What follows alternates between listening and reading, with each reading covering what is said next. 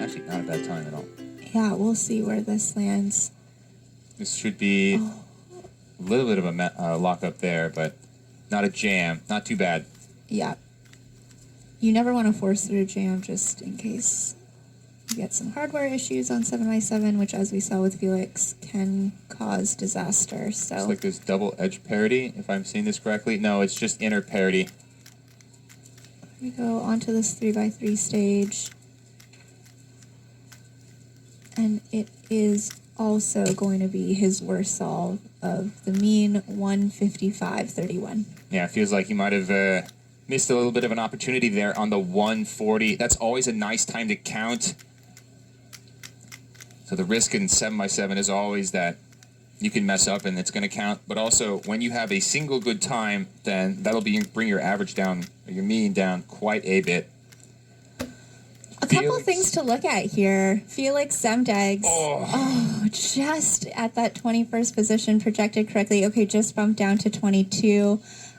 Daniel Rush, African record 2:12.29 in the 19th position currently.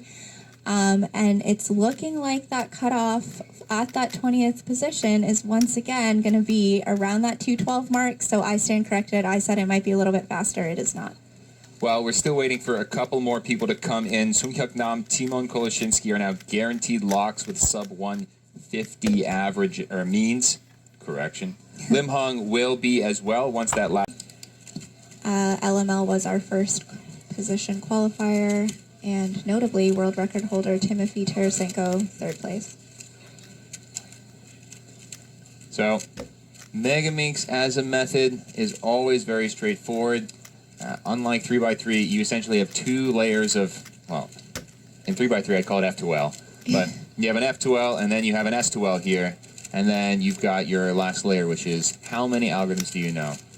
Decently short pause here for Aiden on that one, just over 30 seconds. I think that's a solid start to put down and kick it off. Totally fine. When it comes to our cutoff, 34 is approximately what you want to be looking for, and we have quite a few solvers that are in that range.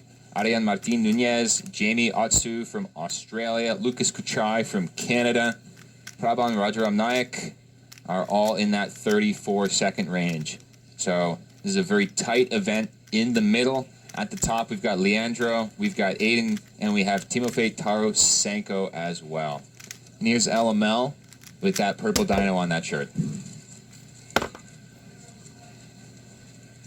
24.63, Timothy Tarasenko. Almost a full second below his PR average. Timofey, very good chance to win this whole thing. It's essentially a two-way race between Timofey and Leandro for first place. And a 24 starting off is going to put him in a nice position early on. We'll watch Timofey here. You know, this is the first time he's solving at this level at a world championship, and it's just a matter of, like, after putting that down as your first solve, how do you hold your composure and make sure that you don't get too high, because that solve doesn't count yet, actually. We saw that a little bit with 5x5 yesterday. Timofey getting off to a really hot start with a couple of, high 30s, but still sub 40 solves, and then and cooled off a little bit going into the rest of the average. This is Luke Garrett just doing his last layer here. A 35-13 from Luke Garrett. Nick Niang is the defending North American champion for Megaminx, a very, very long-standing Megaminx specialist. And, looks like actually we will not be seeing his first solve. There's a little mix-up there, so we'll look out for him later. This is Berno Lee Chak Kwan from Hong Kong, China, but also a staple in my region in Toronto. And looking at his last layer here in the 30-second range, 36-15. Okay, Aiden is getting prepped for his 31-14 from Nick Yang.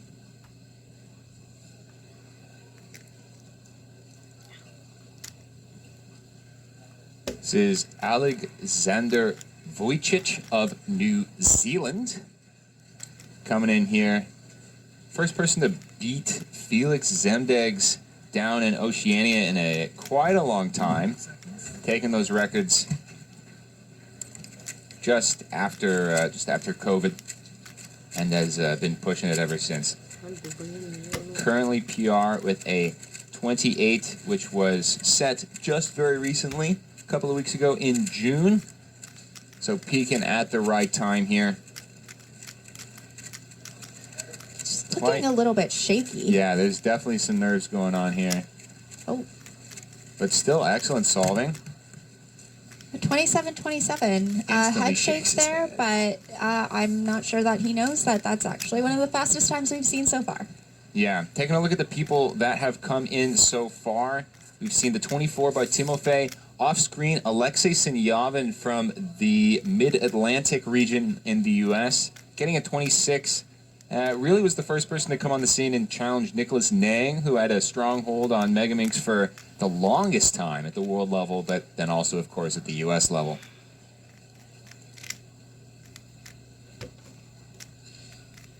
Who we're looking at right now, we should be looking at Kyungmin Choi, getting to the last layer pretty quickly. Ooh, nice. Here, and a good recognition, 26. If you're Timofey or LML. I don't think 1 and 2 matters that much. I think it matters more whether or not you're on the main tables or you're off the main tables. Okay. Because you'll have more people watching you, and then you'll have more things around you if you're at the very top. Just came out of the top corner there, but Beth Lee from Singapore with a 30-second solve, and she will be looking for a finals appearance as well. Luke Garrett in your top right corner, starting inspection as we look at Alex with a 26.53. Seems a little bit more okay with that one. Mm-hmm. That ending, I'm trying to go safe as possible right now. Anything safe? It's good. Yeah, you can pick it up over the hot mics. He's wanting to go safe here, which is the name of the game. I've said it once. I'm going to say it again. You can't win a world championship in the semifinal, but you can lose it. Mm-hmm. Of course, Alex is going to be very far away from the bubble at this point, who right now seems to be Nolan Yu, delegate coming from California, and Ethan Davis, who's a PNW local here to the Seattle area. As expected, it's in that 34-second range, so we'll be watching for that. And Luke Garrett putting down a time here that he will not be happy with at all, 45.58. Wow. Thankfully for Megaminx, you do have a Washington speed cubing there with that shirt. It is so exciting to be at your hometown Worlds, and it's a rare experience. Definitely not everyone gets that experience. You know about the Continental Championships a couple years ago in Toronto, right? I do, yeah. That's the secret to getting a hometown major, organizing Just do it yourself. All right. Alex Vujicic popping really off there with that good 26. Reaction there, 26.00. And we'll get a story on what That is PR average. is PR average. That's the reaction that we're seeing, and it's always just feels so good. I think especially. Okay, I see. We're hearing that this is also the oceanic record for Alexander Vujicic. It's going to be an oceanic record by almost a second. And we could hear him on the hot mic saying that he was playing it safe. Yeah. Playing it safe into a continental record, that is not something to take for granted. All right, here's Aiden Granger. This is Aiden's 5th solve. Again, safely into the finals here, so he'll just look to put down a good solve.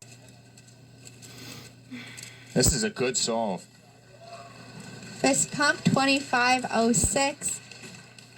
He is happy with that, and with those 2 solves, our top position should become clear. It's extremely close.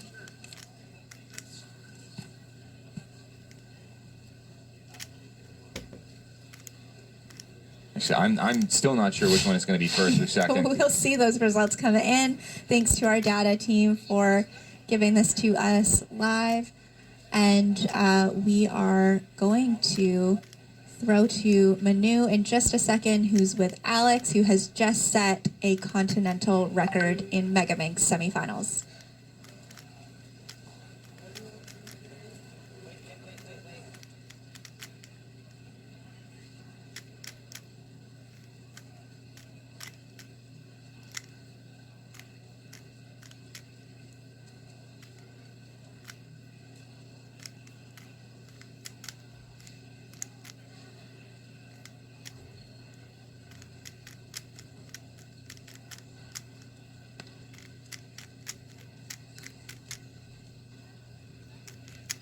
On our field interview, so we will get to that in just a second. As we are fixing that, we are seeing Timothy Tarasenko will be our first seed going into Megaminx finals with a 26 flat average. Yeah, that last solve really clear cinched it for him. That 25.06 beating LML by 2.5 seconds there, and that's the difference between first and second here in this round. Also taking a look at a bubble watch. This is the projected line with 25-2. It's a very fast semifinal after what we saw. Actually, how fast was Mega Semi, but 7x7 was so slow. Yeah, 7x7 was a slow. We were projecting that cutoff to be a little bit faster, and it wasn't. It was just actually about the same as round one. Even worse, though, because in round one, 20th spot was 212, and like 19th was like 208. Yeah. I was expecting, honestly, like 207 to make it. Like multiple people, 211, 211, 212, 212 made it. Like it was quite a really slow 7 semi, and this 4 semi is looking to be really fast. I'm curious how, like, the excitement of last night, people just see that and they really want to make finals, and it just adds a lot of, like, obviously so much on the line.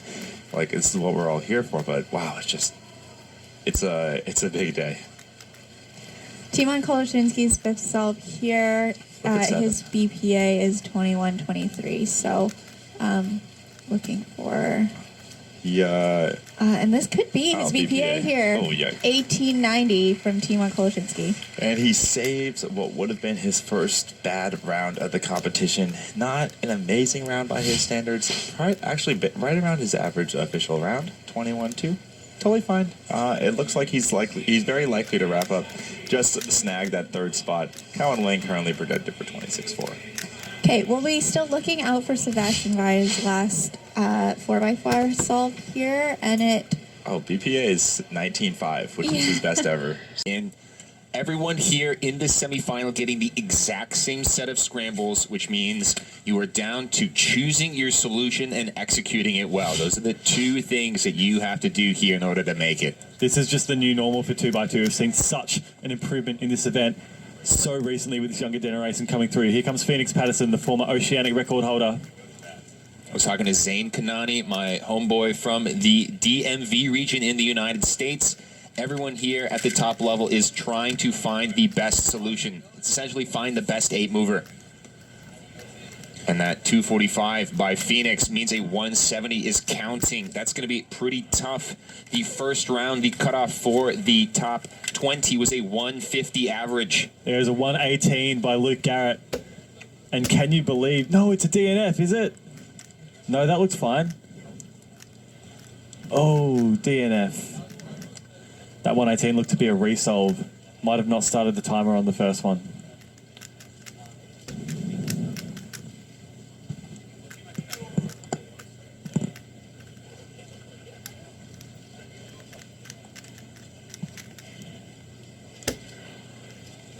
On red stage, believe that's Bofan. 211, and it's fine. It's no penalty.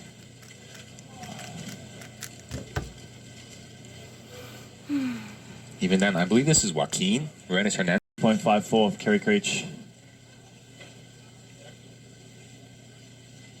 You have Ryan Pilot.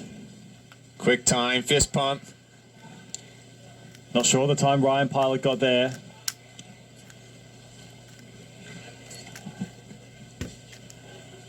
Yuhong Wong with a 1 flat. That is counting.